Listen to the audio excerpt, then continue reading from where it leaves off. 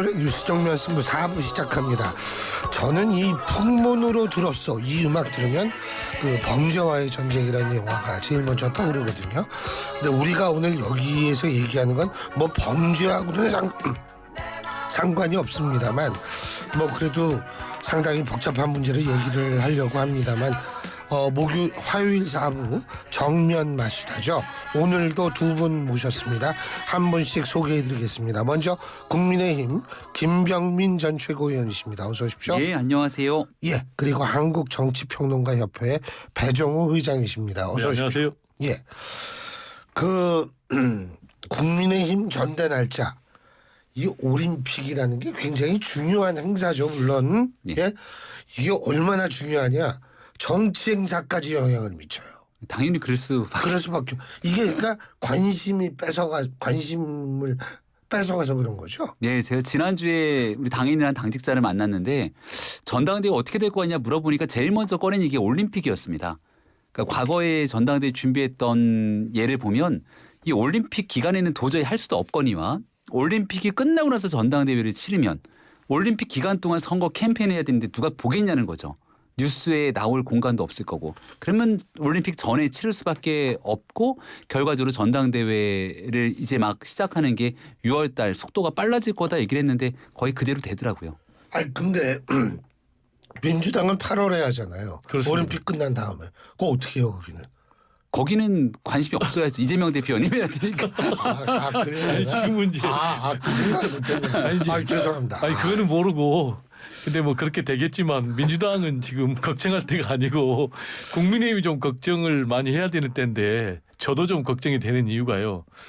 첫 번째로 지금 비대위가 전혀 절박감이 없어요.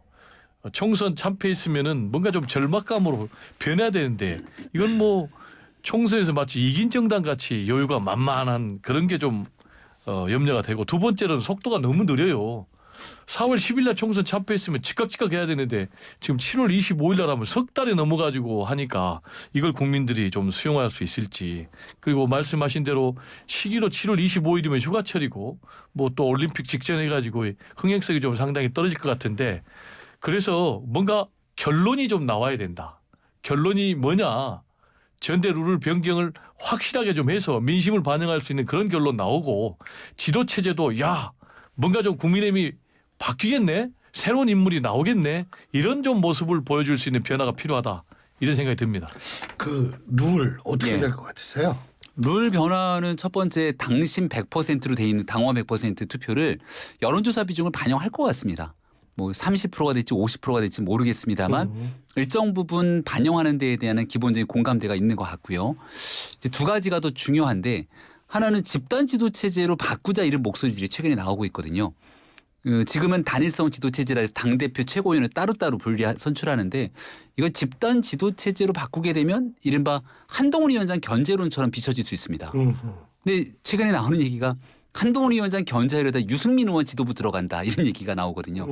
집단 지도 체제 하면 적어도 2등으로 들어갈 수 있는 가능성까지 있기 때문에 룰을 그렇게 지도 체제를 쉽게 바꾸진 않을 것 같고요. 마지막 세 번째가 뭐냐면 우리가 당권 대권 분리 규정들이 있는데 민주당은 이재명 대표를 위해서 지방선거까지 치를 수 있도록 그 규정들을 완화시켜 놓는다는 것 아닙니까? 지금 이번 전당대회에서 대권 주자가 만약 잡게 되면 지방선거까지 못 치르게 되는데 그걸 과연 고칠 것인가? 이 부분이 이제 마지막 하나 남은 쟁점입니다. 그럼 민주당 욕 못해요. 그래서 제 말이 우리는 민주당과 다르다라는 선언들을 여기에 나오는 대권 주자가 만약 당권에 나오게 된다면 먼저 SNS 글이건 선언을 해주면 좋을 것 같습니다. 우리는 그러지 말자. 그거 솔직한 얘기로 좀 죄송한데 배정호 회장님한테 좀 죄송한데 보기가 좀 민망해요. 이것도 고치고 저것도 고치고 근데 이게 고치는 방향은 다 한 사람을 향하고 있으니까 좀 보기가 거시긴 하더라고요. 전 정착한 사람으로서. 어차피 뭐 이제 집권이 정당 존립의 이유니까 집권에 도움이 된다면 하겠다라는 이제 그런 입장이고요. 지금 이제 민주당은 최근에 한쪽으로는 좀 당원 민주주의 이 부분을 좀 굉장히 강조하면서 동시에 뭐 국민연금 문제도 그렇고 또 뭐 종부세 문제도 그렇고 중도 외연을 확장할 수 있는 이런 투 트랙으로 하는데 이 부분에 대해서는 뭐 전체적으로 민주당이 잘 가고 있다라고 지금 평론가들도 평가를 하고 있어요. 근데 또 종부세는 한 발을 빼더라고요. 그런 이제 종부세들은 또 강성 지지층이 굉장히 민감해하는 그런 부분이니까요. 저는 이제 국민의힘 얘기로 다시 돌아가면 국민의힘은 이번 전대에서 확실하게 뭔가 달라진 모습을 보여줘야 된다. 아하. 그렇지 않으면 제가 볼 때 정말 미래 없다.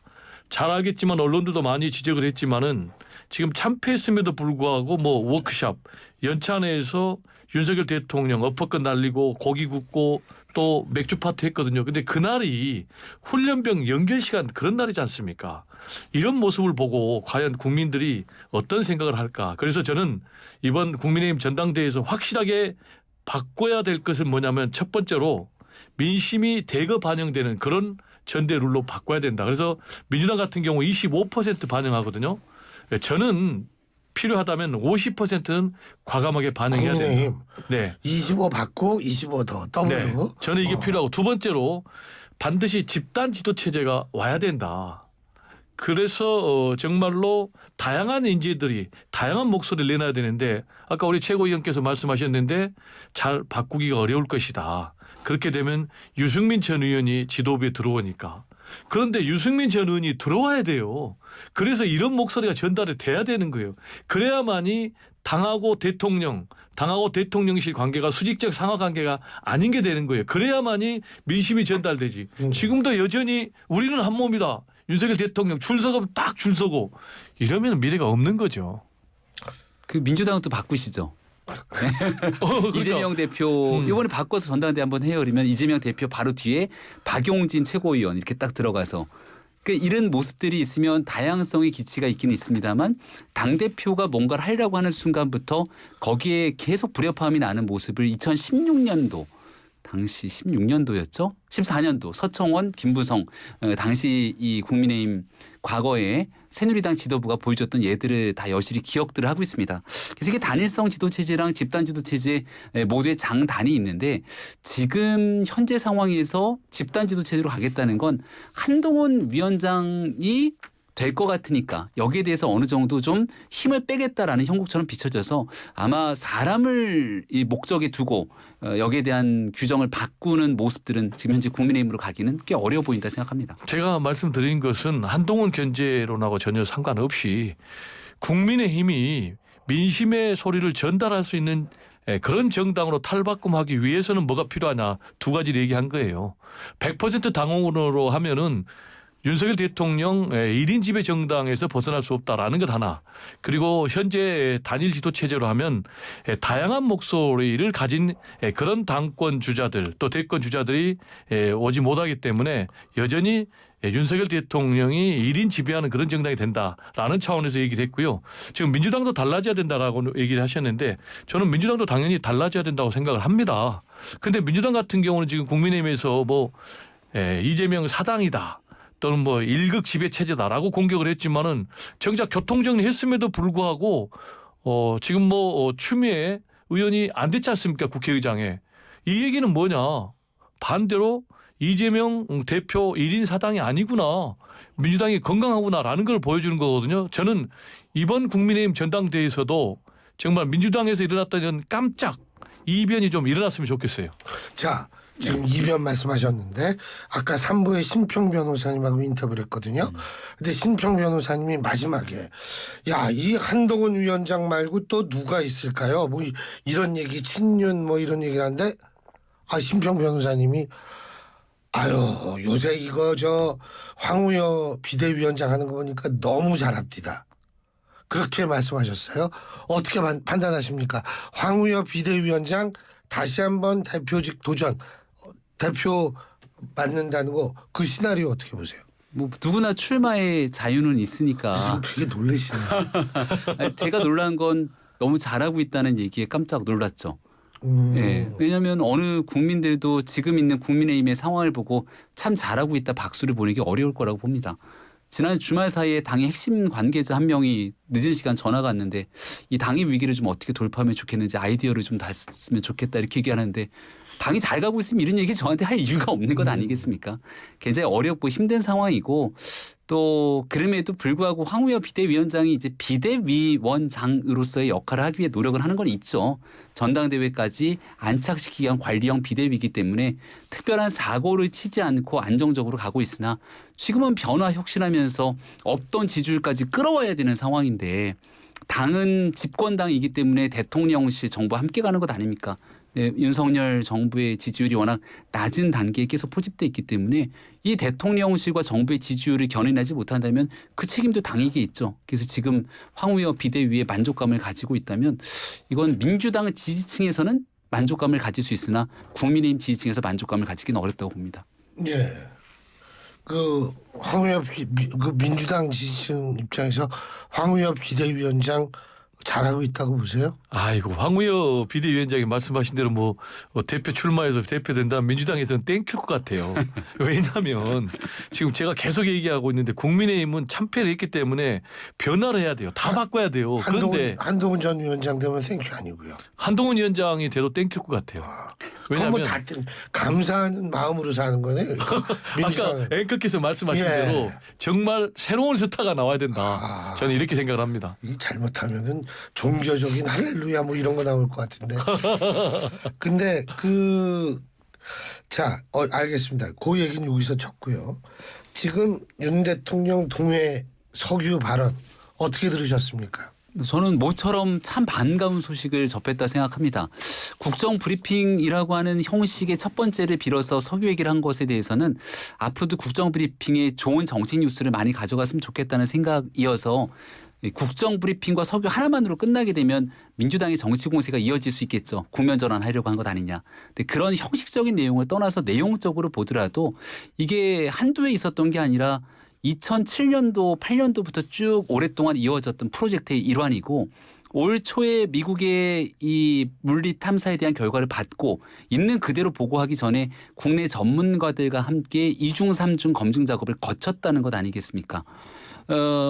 심해 이 원유 탐사에 관련된 내용 속에서 이게 만약 현실화될 수 있다면 대한민국 입장에서는 미래 세대에게 줄 수 있는 가장 큰 축복이겠죠. 가능성도 20% 정도면 기타 해외 사례와 비교해 봤을 때 그렇게 낮은 단계도 아니고요. 또 대통령이 직접 언급할 수밖에 없었던 이유 중에 하나는 국민의 혈세가 이제 수천억이 들어갈 겁니다. 시추공 하나에 1,000억이니까 5개 5천억 정도 또 해외 자금들도 끌어오겠습니다만 여기에 5천억을 다 넣었는데 확률상으로 100%가 아니니까 꽝이 될 수도 있죠. 그러니 국민께 있는 그대로의 사실을 보고 드리고 희망도 드리고 여기서 만약 실패할 수도 있지만 국민의 단합된 힘으로 그 희망을 좀 가져보자는 메시지였기 때문에 저는 이 정도 상황이면 매우 긍정적이다. 네. 이게 이제 대박이 될지 쪽박이 될지는 좀 지켜봐야 될 아무도 것 같아요. 몰라요. 그렇죠. 저는 개인적으로 좀 대박이 좀 터졌으면 좋겠어요. 아니, 당연하죠. 네, 다 대한민국 국민이라면 바라겠죠. 남미 가야나 광구가 세계 최대라고 그러는데 그 16% 110억 배럴인데 이거보다 우리는 더 30억 배럴 더 많다고 그래요. 그리고 그 확률이 16%예요. 네. 였어요. 근데 우리는 지금 20%거든요. 네네. 그 확률은 높죠. 네. 그런데 이제 문제는 제가 볼 때는 이 가스 석유는 좀 있는 것 같아요. 근데 그게 경제성이 있느냐는 전혀 다른 문제거든요. 그래서 이제 이게 경제성이 있느냐 없느냐는 문제는 이제 시추를 하고 실제로 이제 상업적으로 개발을 해봐야 하는데 저는 이거를 윤석열 대통령께서 직접 브리핑을 할 필요가 있었을까? 좀 이 정도는 산업통상부 장관이 했으면 어떻을까? 좀 차분하게 접근했으면 좋겠다라는 것. 왜냐하면 윤석열 대통령은 내년쯤에는 결과가 좀 나올 것 같다고 그래요. 어느 정도. 근데 만약에 그때 결과가 잘 안 나오면 이게 부메랑이 될 수가 있잖아요. 그런 문제 제기를 좀 하나 할 수 있고 또 하나는 왜 윤석열 대통령이 직접 국민들에게 브리핑하기 얼마 전에 또 왜 역술인 천공에 또 이걸 또 언급을 했단 말이에요. 그래서 혹시 또 그럴 리는 없겠지만 천공하고 국민들 입장에서는 뭔가 또 교감이 있는 거 아니야? 그런 생각도 할 수 있을 것 같아요. 그래서 국면 전환용이냐 아니냐는 결과가 얘기를 해 주겠지만 윤석열 대통령 입장에서는 지금은 국면 전환용 아이템이 필요한 상황이다라는 말씀 좀 드리고 싶습니다. 저 개인적으로는 그 천공이라는 사람이 난 뭐 하는 사람인지 잘 모르겠는데 좀 이게 우연처럼 보이는 행동 좀 하지 말았으면 좋겠어요. 저도 그렇습니다. 예. 네. 역술인은 아닌 것 같고요. 아무튼 제가 봤을 때 이상한 분인 것 같은데 그 너무 많은 얘기들을 막 쏟아내 갖고 이것저것 하나만 얻어 걸리면 다 천공이다 이렇게 얘기하는 것 좀 제발 그만했으면 좋겠다 생각하고요. 모처럼 정부가 직접 던져서 정부가 제기한 정책 어젠다로 지금 벌써 이틀째 뉴스가 진행되지 않습니까? 정부가 해야 되는 역할이 저는 이런 데 있다고 봅니다. 그동안 있었던 수세적인 측면에서 많이 정치적인 이슈가 윤석열 정부를 지배하고 있었는데 정책적으로 보면 잘하고 있는 일 또는 국민께 희망을 줄 수 있는 일이 꽤 많을 거거든요. 이걸 대통령의 입으로 대통령의 언어로 얘기하면서 그 정치를 가져가는 것도 국정 운영의 하나의 능력이기 때문에 저는 이러한 일들을 좀 지속적으로 잘 끌고 왔으면 좋겠다는 바람을 갖고 있습니다. 그 사실은 천공이 뭐 그 사람이 일주일 전인가 뭐 얘기했다는 거 국민일보에 나온 거 저도 봤거든요. 근데 진짜 저는 연결은 안 돼 있을 거라고는 보지만 그거 좀 그런 식으로 보이는 건 문제가 있죠. 문제가 있긴. 이제 두 가지 좀 의문들 국민 입장에서 가질 것 같아요. 천공이 뭐 온갖 것을 뭐 무불통지로 다 하나? 이런 소스를 어디서 얻었겠지라는 건 하나 하고 그다음에 뭐 말씀하신 대로 뭐 일주일 전이라면은 왜 천공이 일주일 전에 얘기를 한 걸 대통령이 그 이후에 하지? 전혀 교감이 없었을까? 그래서 좀 말씀하신 대로 좀 천공은 좀 입을 좀 다물고 좀 근신할 필요가 있는 것 같아요. 원래 천공임은 하늘의 허공, 하늘천에다 허공 아니에요? 그러면은 이 빈 모습을 좀 많이 보여줘야 되는 거 아닌가 이런 생각이 드는데 우리는 이제 천공보다 시치공에서 시치공. 정말로 가스하고 석유 확확 나와야죠. 오늘 배 여장님 그냥 아주 묘사에 적확이세요. 예? 그래야죠. 예. 자, 정말 그렇게 됐으면 좋겠습니다. 오늘 두 분 말씀 여기까지 듣죠. 고맙습니다. 네, 고맙습니다. 예, 지금까지 국민의힘 김병민 전 최고위원, 한국정치평론가협회 배종호 회장 두 분과 함께했습니다. 여기는 성공.